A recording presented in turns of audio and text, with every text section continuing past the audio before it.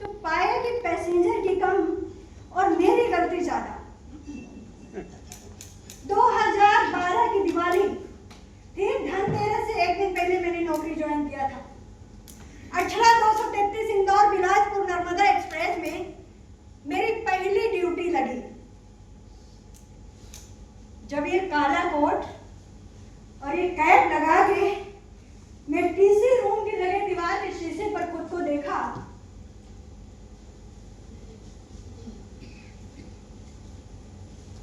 तो मुझे अपने ऊपर बहुत गर्व हुआ। मैं खुशी से झूम उठा, कैसे कि मेरे पूरे खानदान में मैं पहला व्यक्ति जिसे सेंट्रल गवर्नमेंट की नौकरी नसीब हुई थी। इतने में दूसरी बेल बज गई, अनाउंसमेंट चलने लगा।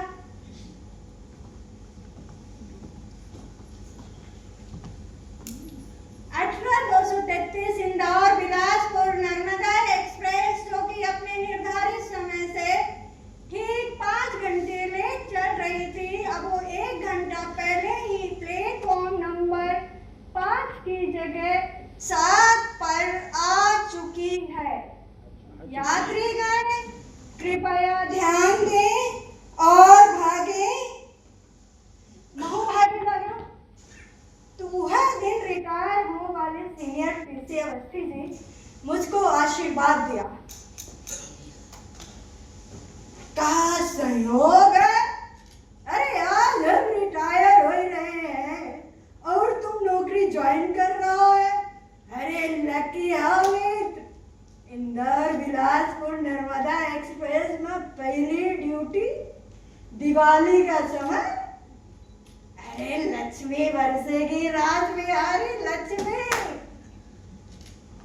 सर वो कैसे?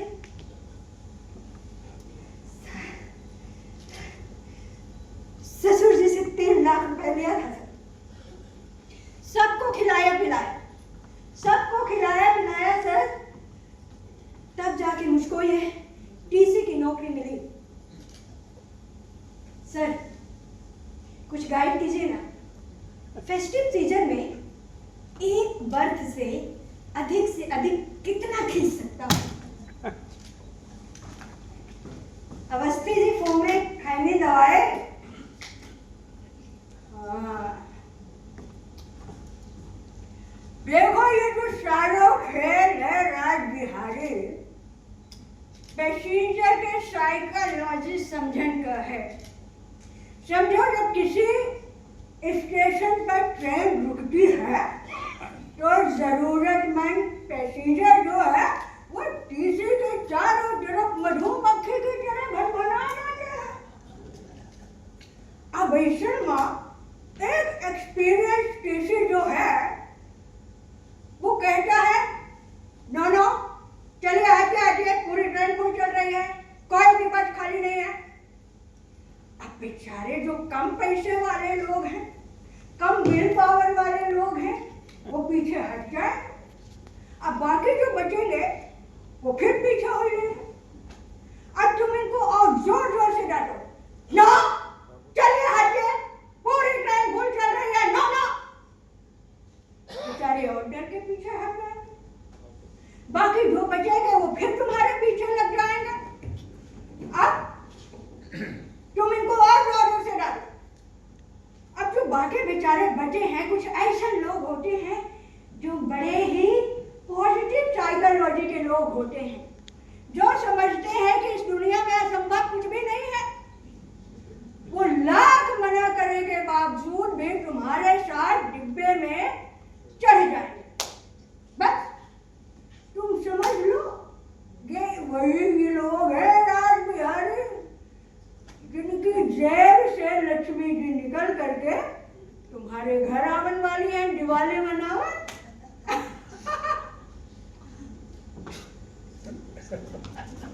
सर वो कैसे?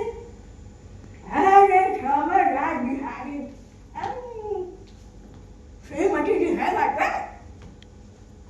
सर वो तो है। अब देखो, श्रीमती जी ने फुलझड़ी, कपड़ा, मिठाई, बर्तन सब कुछ मिला करके दिवाली का बजट बना के रखो, वो अपना 10,000 रुपए का। तो तुम आओ अपना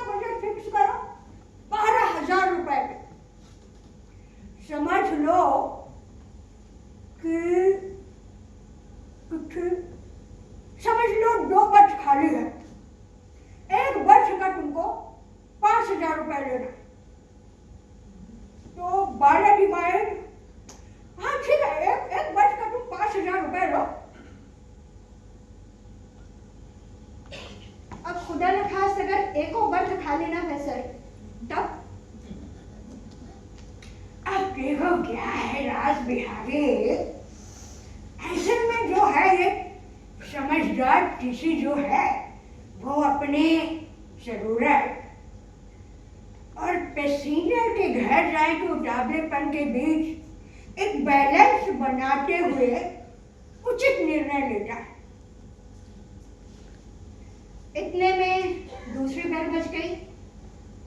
मैंने अवस्थी जी का पांव छुआ, उनसे आशीर्वाद लिया और ट्रेन में चढ़ा। ट्रेन में चढ़ने से पहले मैंने ट्रेन मैया को प्रणाम किया। हे ट्रेन मैया, मेरी एक टीचर की नौकरी खूब फले फूले और मुझको समृद्धि दे। हे शारदा मैया, मैं खूब नोट छापूं, अपने ससुर जी को वापस करूं और अपने श्रीमती जी को ले जाकर नोट दूं। पर जैसे मैं ट्रेन में चढ़ा, मैंने रिजर्वेशन चार्ट पर नजर दौड़ाया, मेरे तो होश ही उड़ गए। अरे सारी की सारी ट्रेन इंदौर से भरी। अब क्या दिवाली मनाऊंगा, क्या अपने ससुर जी को वापस ले जाके दूंगा और क्या अपने श्रीमती जी को, अरे मेरी श्रीमती जी बिना पैसे का मुझको भीतर भी नहीं घुसने देगी। मैंने भी तय कर लिया, अब मेरी एक बर्थ बची थी, उसी का आसरा बचा था और मैंने तय कर लिया कि अपनी बर्थ का मैं जितना अधिक से अधिक खींच सकता हूं उतना खींचूंगा और अपने पहले दिन के ड्यूटी को मैं अपशगुन नहीं होने दूं। इतने में आ गया उज्जैन। स्टेशन उज्जैन आया। मैंने सरकार से विनती की, है सरकार, मेरी विनती सुन लीजिए सरकार, कुछ तो चमत्कार कीजिए सरकार, कुछ तो चमत्कार कीजिए सरकार। और सरकार ने चमत्कार कर दिया। एक नौजवान सिंधी व्यापारी चढ़ा, फूलों वाली शर्ट पहना था, गले में मोटी सोने की चैन, हाथ में घड़ी, एक हाथ में वो क्या बोलते हैं उसको, एप्पल का मोबाइल, और लगा मेरे सामने आके गिड़गिड़ाने, बारी साईं, हमारा रोज का आना जाना है बारी साईं, वो आपके अवस्थी जी है ना, हमको बहुत अच्छे से पहचानते हैं बारी साईं, हमको बहुत अच्छे से जानते हैं और वो आपके अवस्थी जी सीनियर टीसी साहब, एक बार करवा दीजिए सर, घर जाना बहुत जरूरी है सर, दिवाली का समय है सर। अरे कोई बर्थ नहीं है खाली, यहाँ पर पूरी ट्रेन फुल चल रही है, चलिए नीचे उतरिए। अरे नहीं बारी साईं, ऐसे मत कीजिए बारी साईं, हमारे छोटे छोटे नन्हे मुन्ने बच्चे हैं बारी साईं, हमको रोज बार मैसेज कर रहे हैं, लीजिए पढ़िए बारी साईं, पढ़िए। पापा, कृष्णा, बिन्नी और हम, अगर आप नहीं आएंगे पापा तो हम बीमार नहीं हो जाएंगे पापा, प्लीज आ जाइए ना पापा। देखो पढ़ा ना बारी साईं, बहुत जरूरी है घर जाना बारी साईं, आपको तो पता है कि दिवाली का त्योहार कितना बड़ा होता है बारी साईं, वैसे आप जो कहेंगे हम आपकी सेवा कर देंगे। अच्छा ठीक है, 12 कीजिए। अरे क्या बारी साईं, 1200 तो बहुत ज्यादा हो गया बारी साईं, थोड़ा कम कर लीजिए बारी साईं। मैं 1200 नहीं 12,000 कह रहे हूँ, फेस्टिव सीजन चल रहा है, कौन बर्थ खाली नहीं है, 12,000 दो और नहीं तो अगले स्टेशन में चुपचाप नीचे उतर जाओ। अरे क्या बारी साईं, आप मुझसे 12,000 रुपए ले करके और क्या वो एसी डब्बा के बाहर, वो टॉयलेट के बाहर तकिया कंबल रखने वाली पटिया पे सुलवाएंगे क्या हमको? अरे आप 12,000 रुपए दो मुझको और जाके मेरे बर्थ में आराम से सो जाओ। इसके बाद शुरू कर दिया बार्गेनिंग। 1500 ले लीजिए,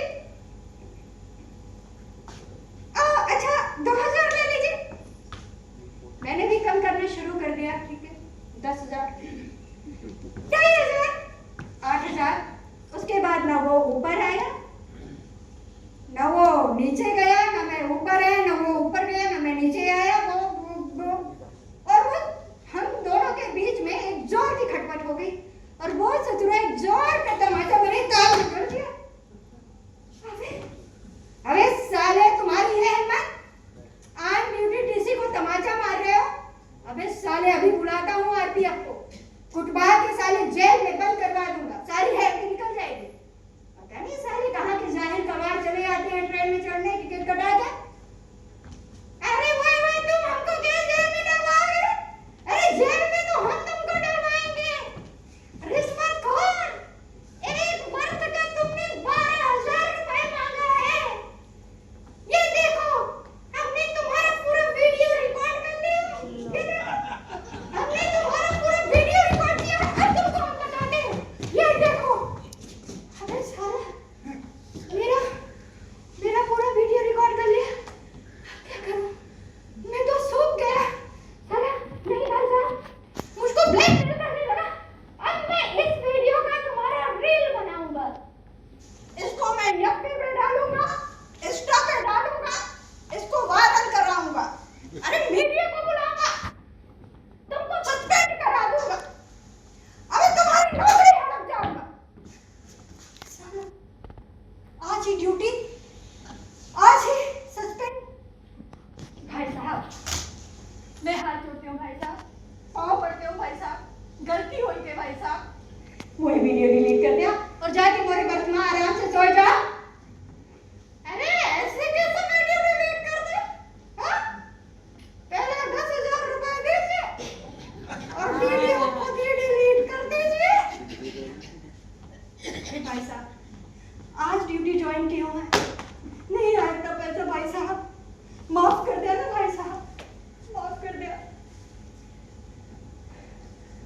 आधा घंटा तक मगजमारी किया मेरे साथ और उसके बाद मुझसे 4,000 रुपए लिया और जा करके आराम से पैर पसार कर मेरे बर्थ में खर्राटा मारते सो गया।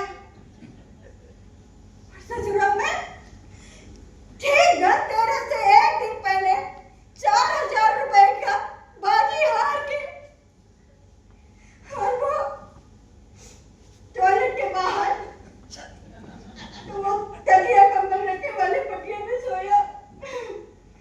रात भर काकरोच की बच्ची मेरे ऊपर सैर करते रहे।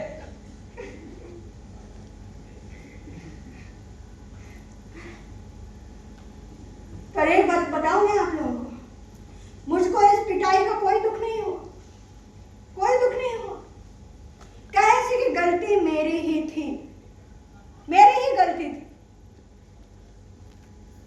दूसरी बार मैं कब पिटा था? कब पिटा था? अरे हाँ, 2012 में पिटा। क्या था वो? दिल्ली चलो रैली के कार्यकर्ताओं से मैं टिकट मांगने की गलती कर बैठा। टिकट है भाई साहब आपके पास? टिकट है? टिकट है? अरे टिकट लिए हैं, ऐसे बैठ गए हैं। अरे हमारे गवर्नमेंट के पास खेत में पैसे नहीं उगते भाई, आप लोग टिकट लेकर के ट्रेन में चढ़ते हैं तभी आता है। मैंने उनके लीडर से पूछा, भाई साहब टिकट है?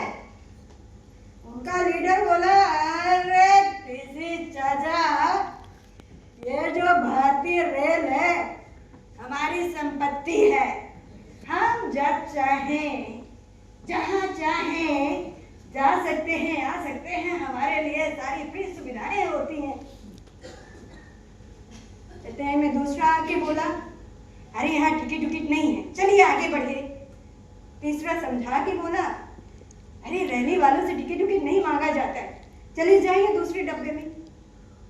इतने में दो साधु संत उठ के खड़े हो गए, अलग निरंजन, अलग निरंजन।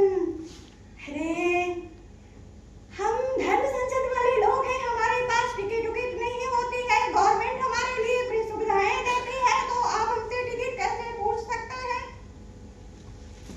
अरे भाई साहब, ऐसा कोई कानून है क्या? कोई कानून है क्या ऐसा कि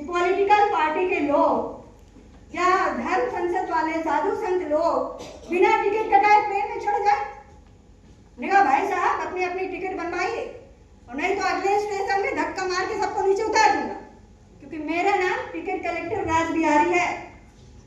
अबे अबे साला मेरे ऊपर टूट पड़े। अबे भाई छोड़ दो भाई। अरे अरे बचा लो भाई। अरे बचाओगे भाई साहब, काफी हंसी भाई साहब, मुझे माफ कर दे। अरे बाप रे बचा लो भाई।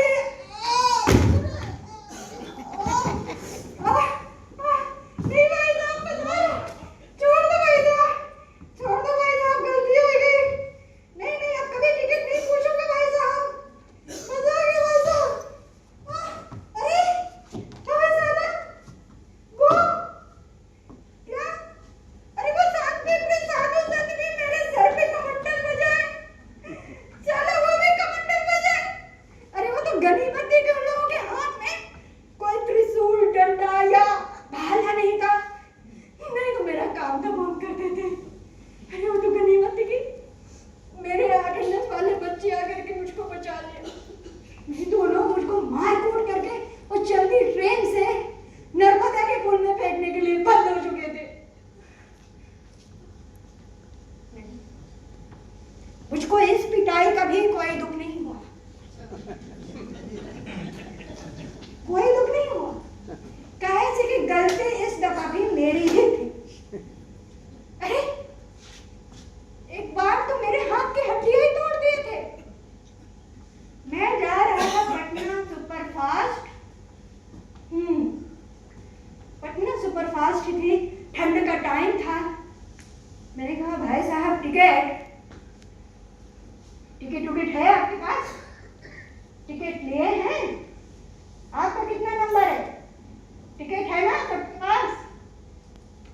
अरे मैं जा ही रहा था, सबसे टिकट चेकिंग कर रहा था और ये 29 नंबर में पहुंच गया, 28 नंबर में। वहां पे एक बूढ़ा बुढ़िया बैठ के लिट्टी चोखा खा रहे थे। मैंने बोला बूढ़ा से भाई साहब टिकट?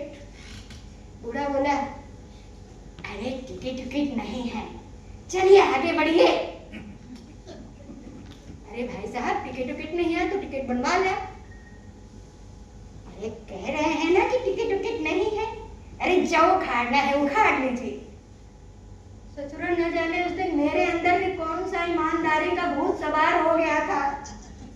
मैंने भी कहा भाई साहब टिकट नहीं है तो आप अपनी टिकट बनवाइए, फाइन भरिए, नहीं तो ये अपना सारा सामान उठा करके वो टॉयलेट के पास जा करके बैठिए और अगला स्टेशन आएगा तो मैं धक्का मार करके नीचे उतार दूंगा। बूढ़ा किसी से फोन में बतियाने लगा, उसके हाव भाव से लगा कि मेरे बात का कोई उसमें फर्क ही नहीं पड़ा और आराम से दोनों बूढ़ा बुढ़िया लिट्टी चोखा खाने लगे।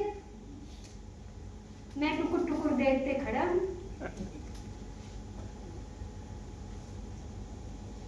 इतने में आता है दूसरा स्टेशन और कुछ लोग चढ़ते हैं लाठी डंडा लेकर के और साले लगते हैं मेरी धुनाई करने। अबे साला तुमने रेल मंत्री जी के सास ससुर से टिकट मांगा? अबे नहीं, अबे सब साले उनके पैर पर पैर रगड़ के माफी मांग, साले माफी मांग उनके पैरों में पड़ गए। अरे जानते नहीं मैं, ये अपने रेल मंत्री जी के सास ससुर है। अबे नहीं भाई, आयो आयो आयो।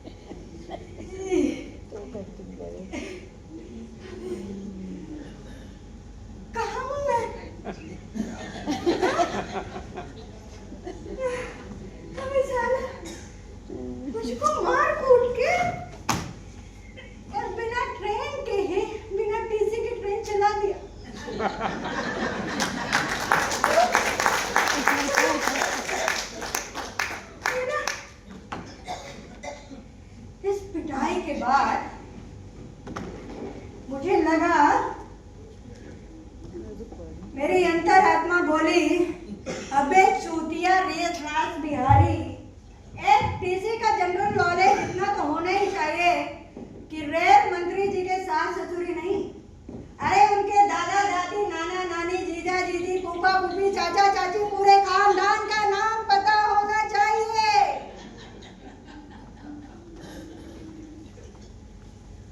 इस पिटाई के बाद, इस घटना के बाद मुझको सस्पेंड कर दिया गया।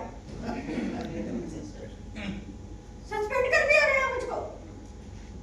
एक बड़ी उच्च स्तरीय की जांच कमेटी बैठाई गई और उस जांच कमेटी में 7 महीने बाद ये फैसला आता है कि टिकट कलेक्टर रास बिहारी बहुत ही ईमानदार कर्मचारी है,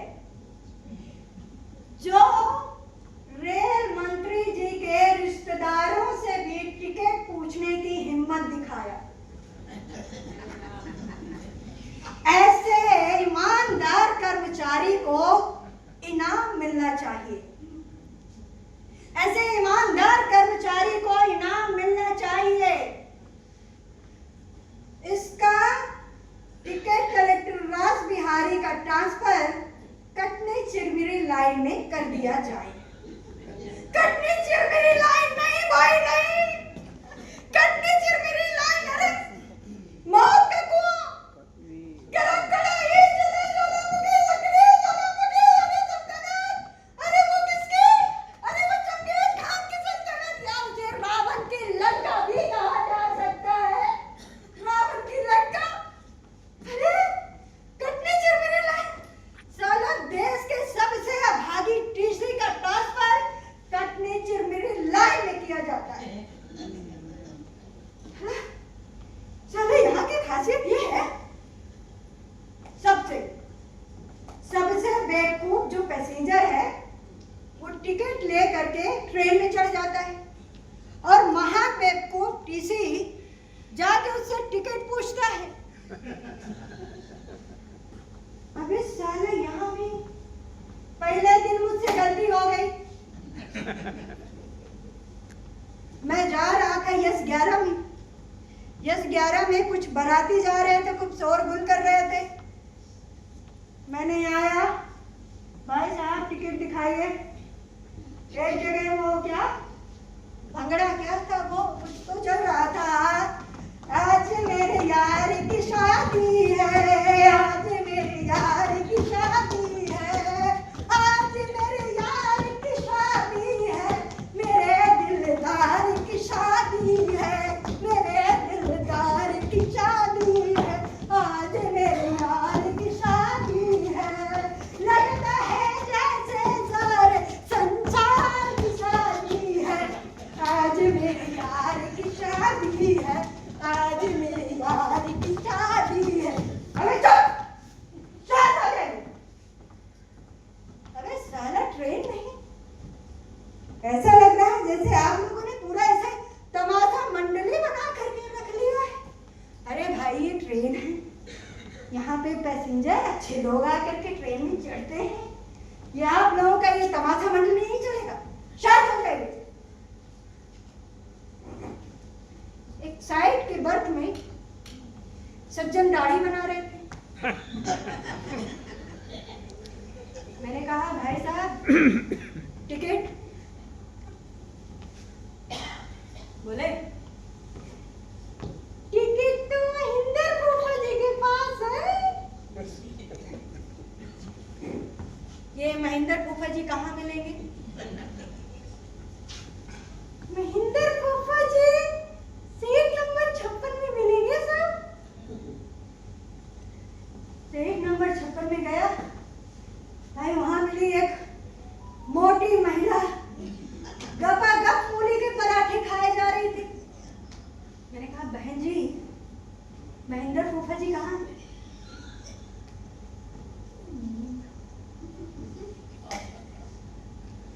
अब महेंद्र फूफा जी, अरे लगता है आगे चलेगा, शायद आगे जाएंगे ना, आगे मिलेंगे।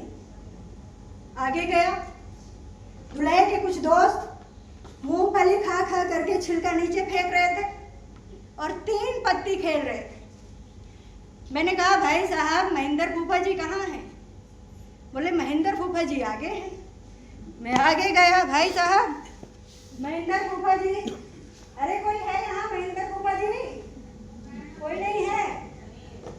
किधर है महेंद्र फूफा जी? अरे भाई बारात की टिकट चेक करना है महेंद्र फूफा जी। पहुंच गया मैं लड़के के बाप के पास।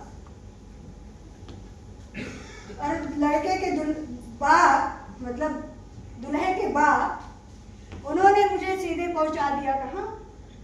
टॉयलेट के दरवाजे पर।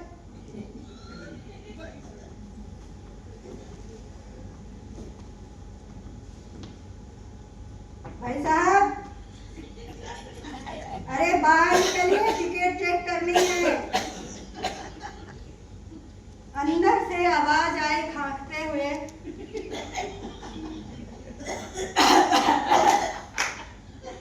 अभी अभी बैठे हैं,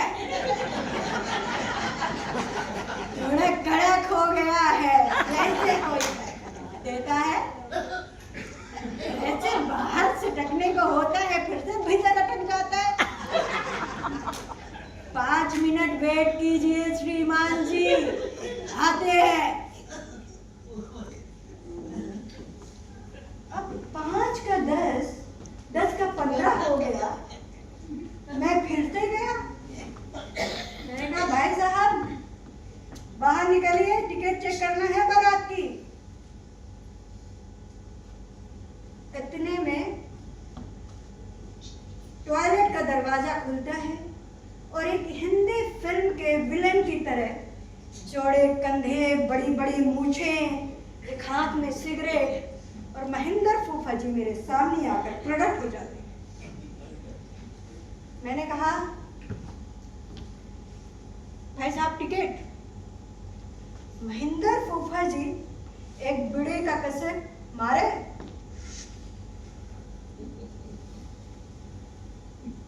1.5 मिनट तक मुझे घूरे,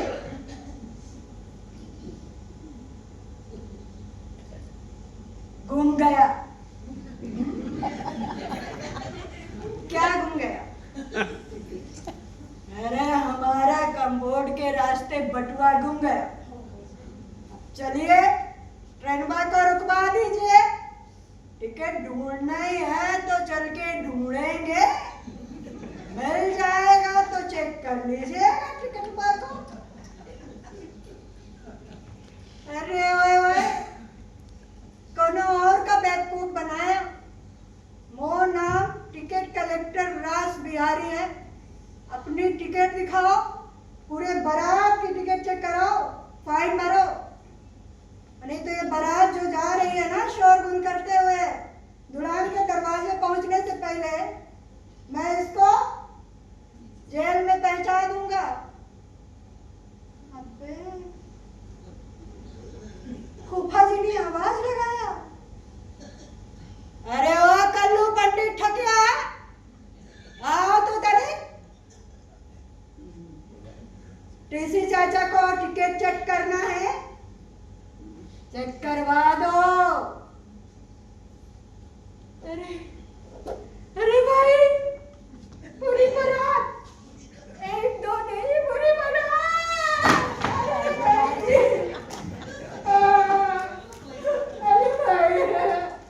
नहीं भाई, कितना मारोगे भाई, छोड़ दो आप, छोड़ दो।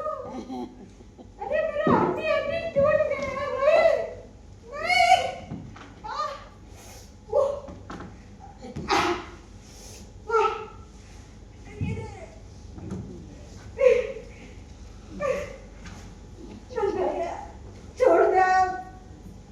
छोड़ दो भाई, छोड़ दो।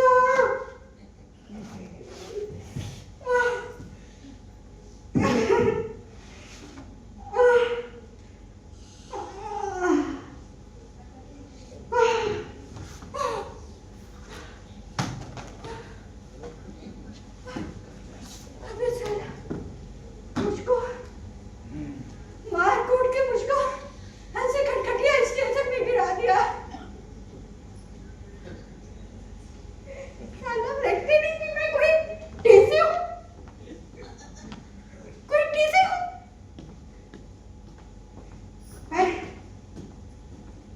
मुझको इस पिटाई का भी कोई दुख नहीं, कोई दुख नहीं हुआ मुझको इस पिटाई का भी।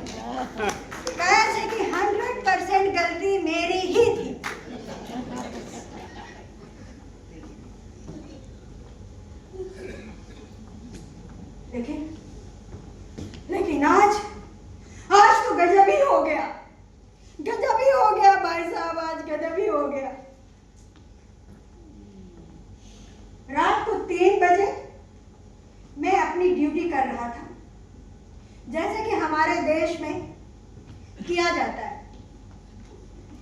मैं टिकट पूछ रहा था, चेक कर रहा था। भाई साहब, कोई जाग रहा है? भाई साहब उठ जाइए। अरे भाई उठ जाओ, खर्राटा मत मारो, टिकट है। बैठ जाइए, टिकट है आपके पास है टिकट। अब मैं पहुंचा 29 नंबर सीट में, सीट नंबर 29। भाई कौन है यहाँ पे? अरे उठिए भाई, टिकट दिखाइए। कोई आवाज नहीं आई। तो मैंने एक हाथ कूले में और एक हाथ कंधे में लगा के मैंने कहा भाई उठिए, टिकट दिखाइए। इतने में एक 15-16 साल की लड़की चिचिया के बैठ गई, भाई पापा, भाई बचा दो, ये हमको छेड़ रहा है, हमको छेड़ रहा है। इतने में लड़की का बाप कूद पड़ा। अबे तुम्हारी हिम्मत कैसे हो गई हमारी बिटिया को छेड़ने की? अरे भाई साहब, मुझको क्या पता था कि इसमें कोई जनानी सफर कर रही है। ये बर्थ नंबर 56 किशोरी लाल के नाम बुक है। वो तो हम अपने जीजा जी से एक्सचेंज कर ले रहे हैं। आप जीजा जी से एक्सचेंज कर लिए रहे हैं तो टीसी को बताना चाहिए कि नहीं? इतने में आए किशोरी लाल। अबे साला ढूढ़ा बहक, पर तुम साले टीसी लोग दिखाई कहाँ देते हो? अंडे के घोड़ी। अबे साले, ये अंडे की घोड़ी कौन सी गाली? मैं सोचने लगा, मैंने कभी सुना ही नहीं था कि अंडे की घोड़ी कौन सी गाली होती है। मैं सोच में पड़ गया और इतने में ठीक मेरे सामने से एक पपली बुढ़िया बोली, अरे हम देख ही रहे हैं, अरे ये बेबी का ना कुला हिला हिला के टिकट मांग रहा था। ये कोई टीसी नहीं है, अरे ये जरूर कोई बहरूपिया है, लफंगा है, लुच्चा है। अरे पकड़िए, चेक करिए कौन है। कोई तो बहरूपिया घुस आया है ट्रेन में, टीसी के भेष में। चेक करिए, अरे मुंह सूंघिए, लगता है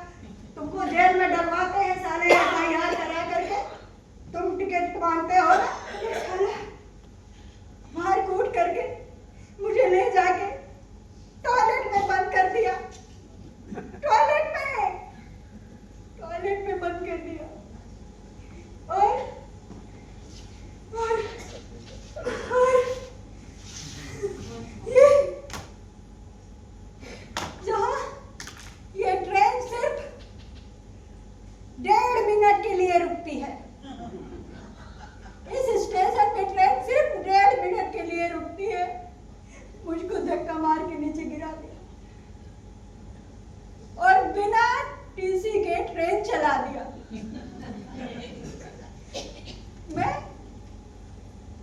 मैं एक डब्ल्यूटी पैसेंजर और वो टीसी।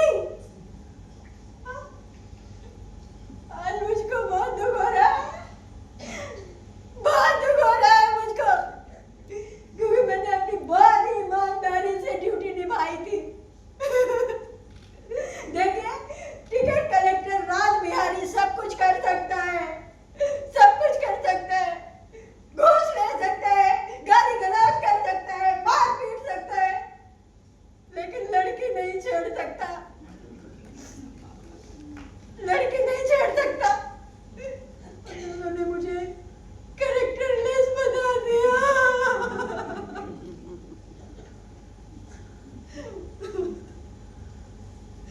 कैरेक्टरलेस नहीं, राज बिहारी कैरेक्टरलेस नहीं हो सकता।